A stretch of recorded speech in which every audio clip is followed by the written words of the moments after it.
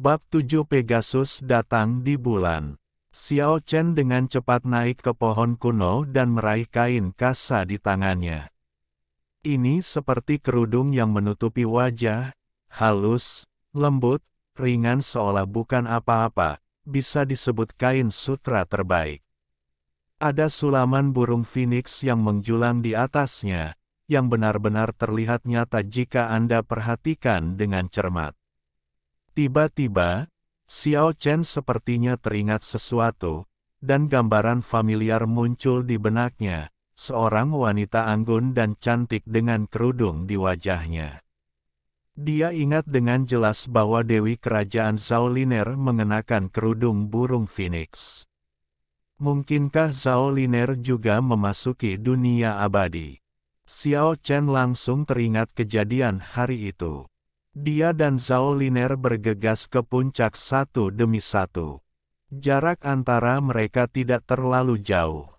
Pada saat itu, Dewi Jenius Lanuo menerobos kehampaan, dan cahaya cemerlang meledak, seluruh puncak gunung diselimuti cahaya yang sangat suci. Di tempat itu, dia diselimuti cahaya dan memasuki alam keabadian. Mungkinkah dikatakan bahwa Zhao Liner, seperti dia, juga secara pasif memasuki dunia keabadian? Semakin saya memikirkannya, semakin besar kemungkinannya.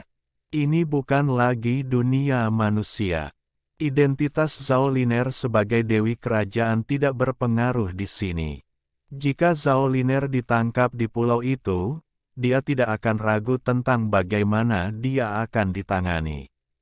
Xiao Chen diburu belum lama ini.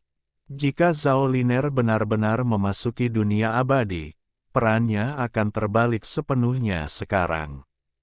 Namun, Xiao Chen tidak ingin bertemu Zhao Liner sebelum waktunya, karena pihak lain adalah master sejati, dia masih terluka dan mungkin tidak bisa bersaing dengannya. 5 hari. Hanya membutuhkan waktu 5 hari. Setelah masa penyembuhan selesai, dia tidak lagi takut pada Dewi Kerajaan. 2 hari berlalu dengan aman, dan Zhao Liner tidak muncul.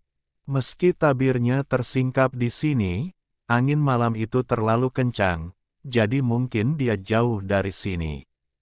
Namun, Xiao Chen yakin jika dia masih hidup, cepat atau lambat dia akan bertemu di pulau itu.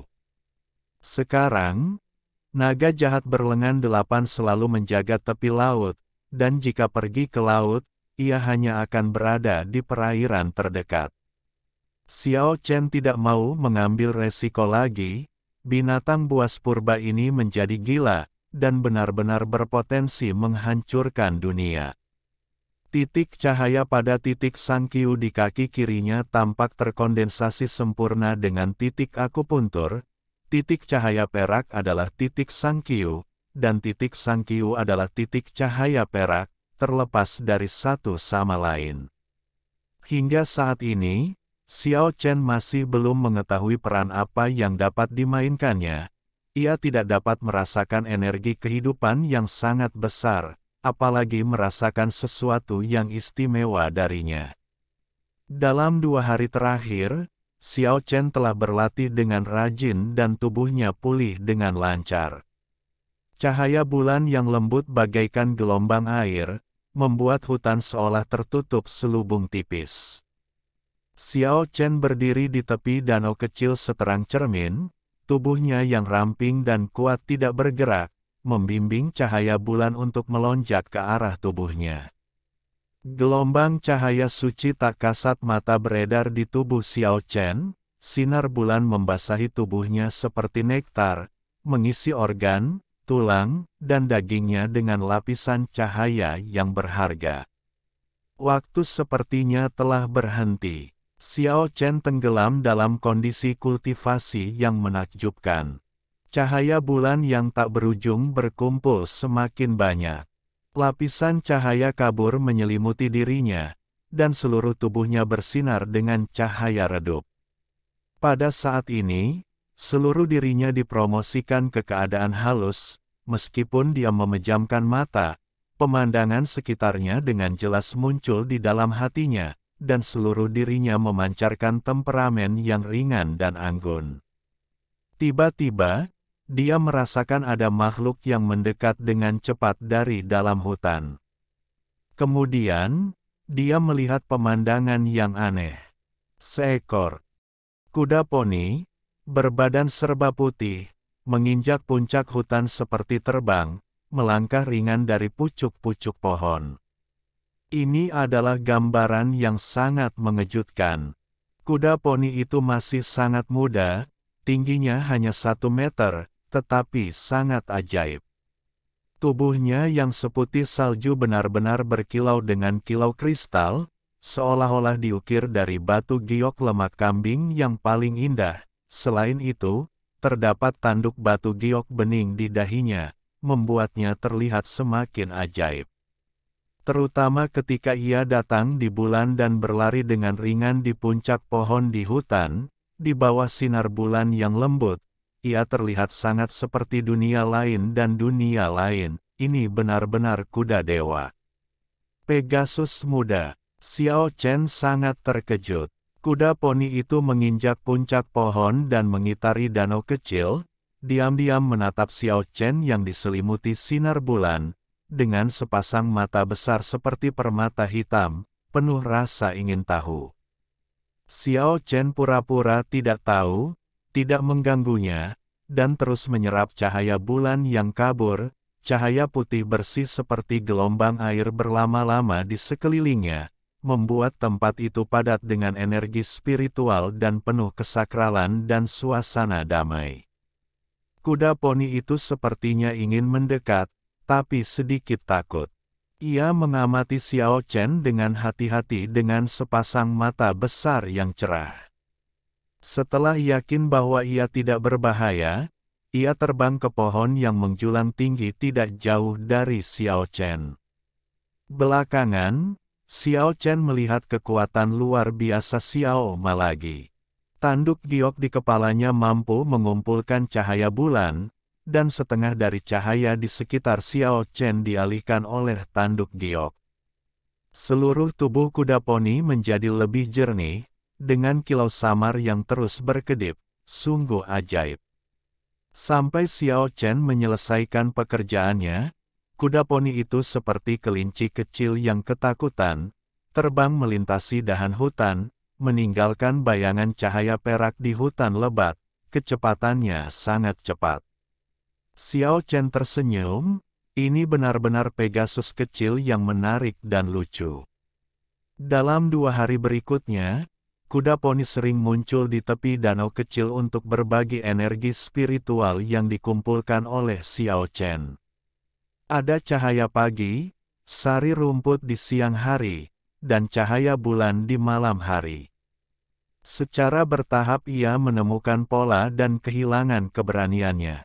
Ini sekecil sebelumnya, Xiao Chen tidak menangkap Pegasus kecil ini. Pertama, dia tidak yakin bisa menangkapnya, dan kedua, karena makhluk spiritual seperti itu, meskipun ditangkap dengan paksa, akan sulit untuk benar-benar membuatnya menyerah, menunggu kesempatan. Sudah hampir 10 hari sejak saya tiba di pulau misterius ini, dan Xiao Chen telah pulih sepenuhnya dari luka-lukanya. Menarik, di hutan burung tidak jauh dari sana, banyak sekali burung laut yang terbang.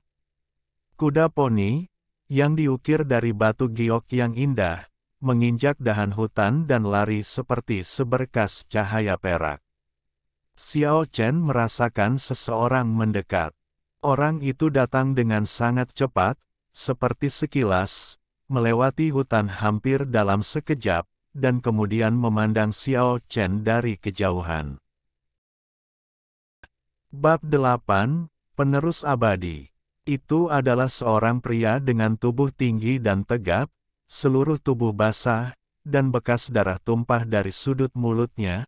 Penampilannya bisa dibilang tampan, namun memberikan perasaan yang sangat istimewa kepada orang-orang, terutama sepasang matanya, yang sangat dalam dan tajam, dan sangat dingin. Singkatnya, Perasaannya adalah aneh. Di pulau terpencil ini, saya tiba-tiba melihat seseorang, dan itu bukanlah Zhao Liner. Tidak ada kegembiraan di hati Xiao Chen. Dia merasa pemuda di depannya adalah orang yang berbahaya, jadi dia menjadi berhati-hati. Xuan Gong yang berjalan di tubuhnya melambat, dan dia ingin menyembunyikan kekuatan aslinya. Di kawasan hutan tidak jauh dari sana, burung laut yang tak terhitung jumlahnya sekali lagi ketakutan ke udara, dan sosok lain bergegas ke arah mereka, secepat kilat, tiba dalam sekejap mata. Ini adalah wanita muda dengan sosok anggun dan lekuk tubuh anggun, dan pakaiannya sangat terbuka. Kaki ramping seputih salju menjulang di bawah rok yang hampir transparan, dan kedua lengan giok serta perut rata terlihat. Payudara yang menjulang tinggi terbungkus kain kasa tipis, yang sangat menggoda. Rambut hitam panjangnya yang berkilau tergerai basah, kulitnya yang halus sehalus agar-agar, dan penampilannya sangat menawan, namun sepasang mata bunga persiknya menunjukkan sedikit pun rasa takut saat ini. Baru setelah saya bergegas ke sini dan berdiri berdampingan dengan pemuda itu, suasana hati saya perlahan-lahan menjadi stabil. Mengaum, samar-samar, auman pelan naga jahat berlengan 8 terdengar dari tepi laut. Melihat betapa basahnya mereka, tidak sulit membayangkan bahwa mereka pasti baru saja bertemu dengan naga jahat. Gelombang kabut menguap dari tubuh pemuda dan pemudi itu. Dalam sekejap, pakaian mereka yang menetes sudah kering seperti biasanya. Terlihat bahwa budidaya mereka luar biasa. Cahaya kabur menyinari tubuh mereka saat mereka berjalan maju. Xiao Chen tidak akan terkejut jika tingkat kultivasi orang-orang di alam abadi mencapai langit. Bagaimanapun, ini adalah tujuan akhir para pejuang. Lusinan orang paling terkemuka di dunia manusia sepanjang zaman telah memasuki ruang ini. Siapa kamu dan mengapa kamu ada di sini? Pemuda itu bertanya, aksennya agak aneh, tetapi Xiao Chen dapat memahaminya sepenuhnya. Xiao Chen merasa bahwa mereka berdua tidak ramah, dan niat membunuh yang samar keluar. Dia berkata dengan tenang, Xiao Chen, datang dari kehampaan dunia manusia. Dia tidak menyembunyikan apapun, mengungkapkan identitasnya, dan samar-samar menunjukkan identitasnya. Tidak mungkin ada dendam dengan pihak lain, dan tidak mungkin menjadi musuh.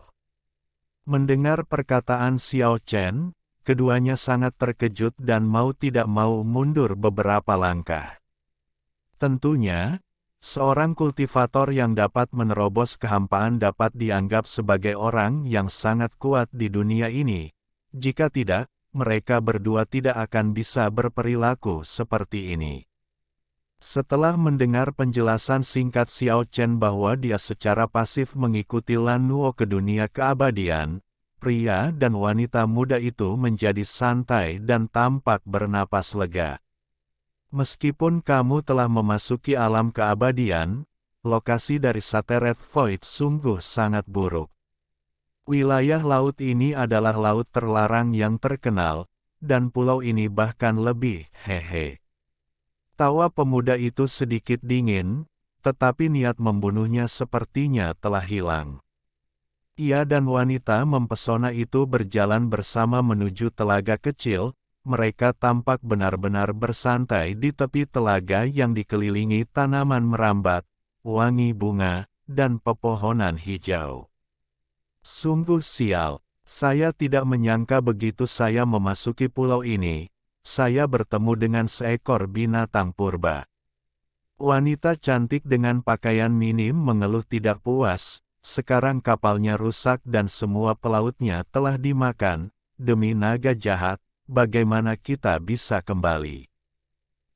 Kamu seharusnya tidak datang. Kita seharusnya beruntung. Selama ratusan tahun, kita mungkin satu-satunya orang yang memasuki pulau ini hidup-hidup.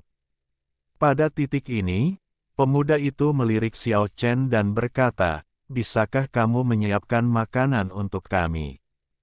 Kata-katanya sangat kuat, lebih seperti perintah daripada ajakan, tapi Xiao Chen sangat tenang dan menjawab, "Oke." Melihat punggung Xiao Chen menghilang, pemuda itu bertanya, "Bagaimana menurutmu?" Wanita mempesona itu mencibir, tidak peduli apa yang dia katakan itu benar atau salah, dia pasti mati. Kita tidak boleh membiarkan siapapun tahu bahwa kita datang ke sini lebih dulu. Hanya orang mati yang bisa menyimpan rahasia. Pemuda itu mengangguk dan mencibir, tingkat kultivasinya tidak lemah, dan kekuatannya tersembunyi.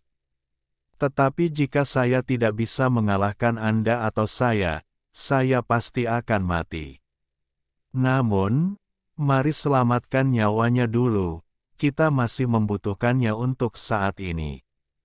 Xiao Chen berada di hutan lebat di kejauhan, mengamati bentuk mulut kedua orang itu melalui dahan dan dedaunan, sampai dia berbalik dan pergi setelah beberapa saat. Tak lama kemudian, aroma memikat tercium dari telaga kecil, kaki domba berwarna kuning terpanggang keemasan dan mengkilat, serta seafood dalam kuali cangkang dimasak dengan tekstur yang sangat empuk. Selain itu leci, nanas, pisang dan buah-buahan lainnya juga diletakkan di atas piring cangkang. Para remaja putra dan putri menikmati makanan dengan puas. Setelah wanita itu meminum secangkir sari kelapa, dia berkata sambil tersenyum manis, "Terima kasih, Saudara Xiao, atas keramah tamahan Anda yang baik. Nama saya Liu Yue, dan namanya Wang Zifeng, dan dia adalah kakak laki-laki saya." Haha, dia tersenyum sangat menawan, seputih salju. Di bawah lehernya, payudaranya yang terbungkus kain kasa terus-menerus bergetar, benar-benar memancarkan godaan yang tak terbatas, dan wajahnya yang mempesona penuh pesona. Wang Zifeng melanjutkan, "Anda mungkin belum pernah mendengar nama kami, tetapi Anda mungkin pernah mendengar tentang nenek moyang dari garis keturunan kami. Tolong beritahu saya nama leluhurmu." Samar-samar, Xiao Chen sudah mengetahui bahwa leluhur tersebut kemungkinan besar berasal dari Wu Po Void di dunia manusia. Raja jahat Si Zixuan. Ketika Wang Zifeng dan Liu Yue menyebut nama ini, mereka berdua menunjukkan ekspresi yang sangat hormat dan terpesona. Xiao Chen terkejut. Bagaimana mungkin dia tidak mengetahui nama ini? Itulah salah satu tokoh paling jenius di dunia manusia sepanjang zaman, sama mengesankannya dengan Bodhidharma, Zhang Sanfeng, Dugu Qiubai dan lainnya. Setelah kekuatan iblis abadi keluar, siapa di dunia ini yang dapat menandinginya? Kemudian, dia terjebak oleh cinta dan janin iblis runtuh, namun, dengan kebijaksanaan yang besar, dia memupuk hati Tao yang tertinggi dan dengan tenang menerobos kehampaan dan pergi, meninggalkan reputasi abadi. Baik Tao maupun iblis, raja jahat abadi. Bab 9, Memasuki Hutan Primitif. Melihat ekspresi Xiao Chen, Wang Zifeng dan Liu Yue sangat puas. Nama raja jahat benar-benar menghalangi orang untuk selamanya. Raja jahat hidup selamanya di dunia ini. Xiao Chen memang sangat bersemangat. Tentu saja, Patriark sudah abadi. Bahwa Anda, kami, tentu saja masih jauh dari mencapai alam keabadian. Dunia keabadian jauh dari apa yang Anda bayangkan. Faktanya, tidak banyak orang yang benar-benar abadi. Liu Yuejiao tersenyum dan berkata, "Saudara Xiao, saya melihat bahwa Anda baru mengenal dunia keabadian dan tidak tahu banyak tentang segala hal. Mengapa Anda tidak mengizinkan kami memperkenalkan Anda untuk bergabung dengan silsilah kami?" Jika Xiao Chen tidak tahu bahwa pihak lain ingin membunuhnya, tentu dia akan senang, tapi sekarang dia hanya bisa berpura-pura bahagia. Apakah ada yang istimewa tentang pulau ini? Xiao Chen tidak tahu apa-apa tentang dunia keabadian. Dia punya banyak pertanyaan untuk ditanyakan padanya, tapi sekarang dia hanya bisa memulai dengan pulau liar ini. Istimewa. Hehe, harus dikatakan bahwa itu sangat istimewa sehingga membutuhkan monumen ilahi untuk menekannya. Wang Zifeng mencibir dengan sedikit emosi, tetapi dia tidak menjelaskan banyak. Liu Yue tersenyum menawan dan berkata, sulit untuk dijelaskan dalam beberapa kata. Kamu secara bertahap akan mengerti di masa depan. Dunia ini jauh lebih ajaib dari yang kamu bayangkan. Bahkan bertemu manusia kuat bersayap bukanlah hal yang aneh.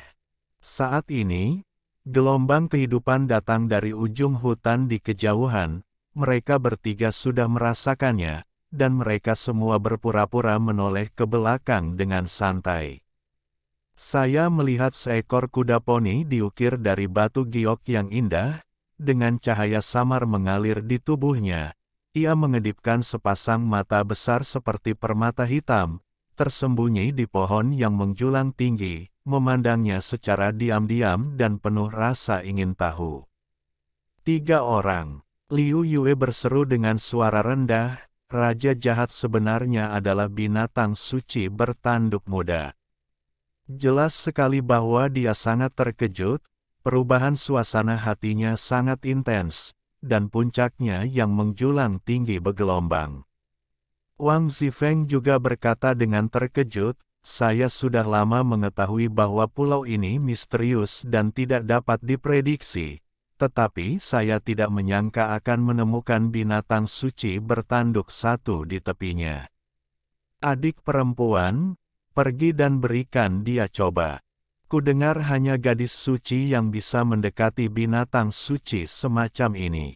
Liu Yue berdiri, semua sikap menawannya mereda, dan dia tampak jauh lebih bermartabat dan murni.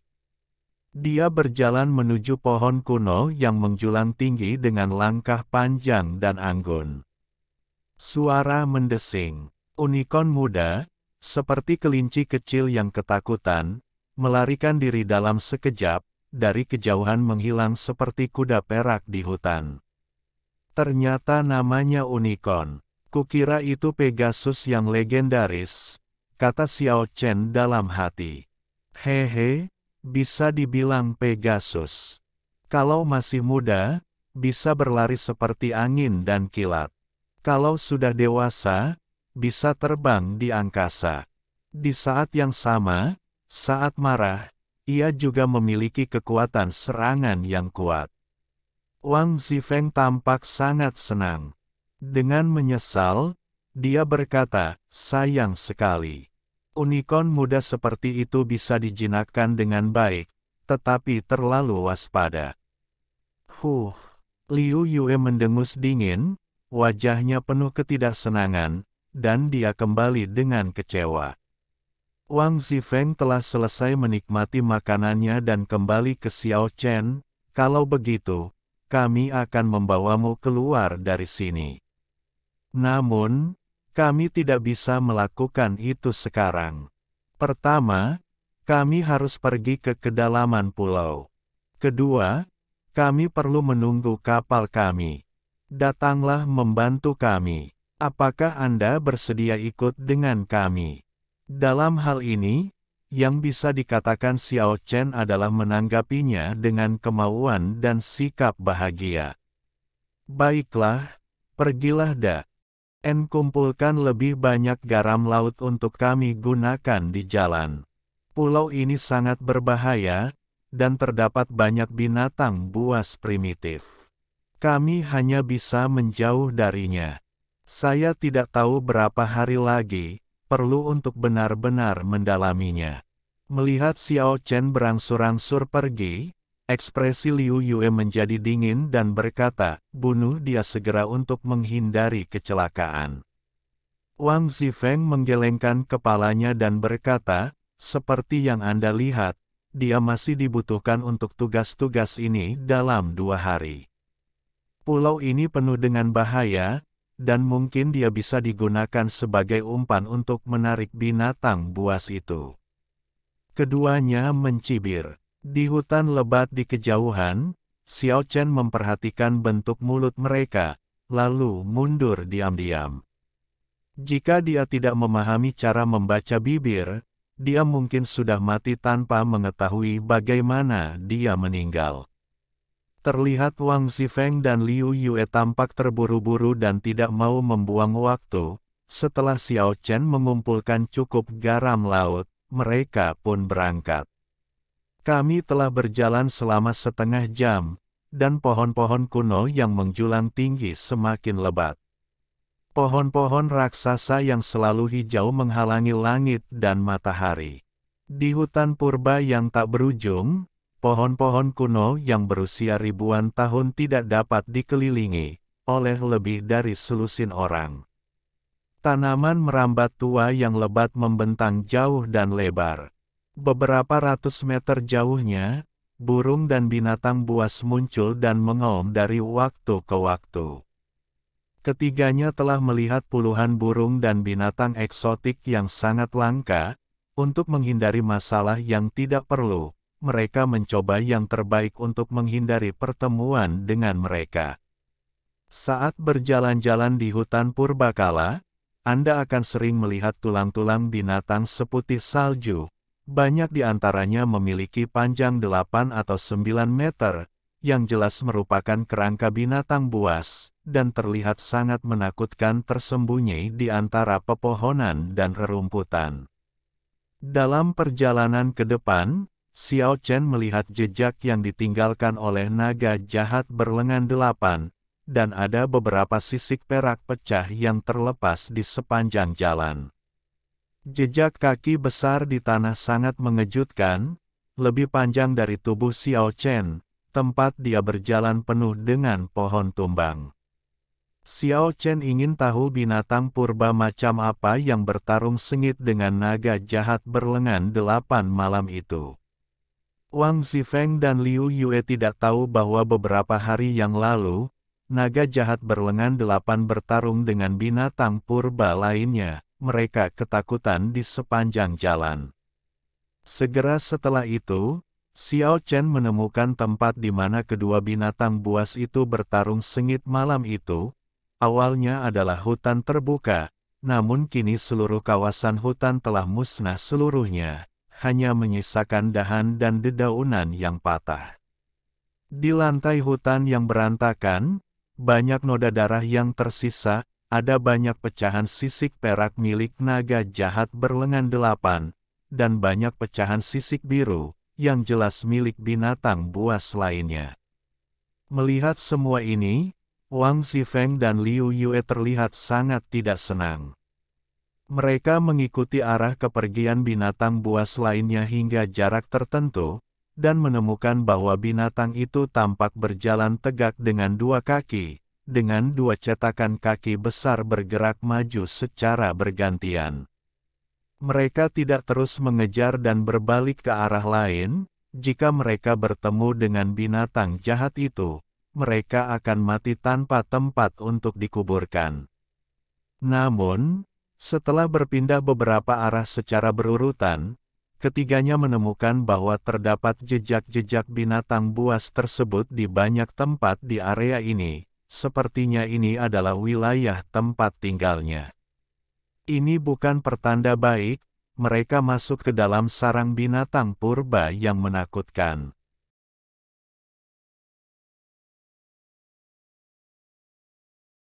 Alhamdulillahi jazakumullahu khoiro. Oke, cukup sekian novel kali ini. Mungkin ada kata-kata yang kurang pas, saya minta maaf yang sebesar-besarnya. Semoga yang sudah baca Allah paring kesehatan, rezeki yang barokah, dan umur yang panjang. Amin. Untuk membantu admin jangan lupa klik tombol subscribe ya.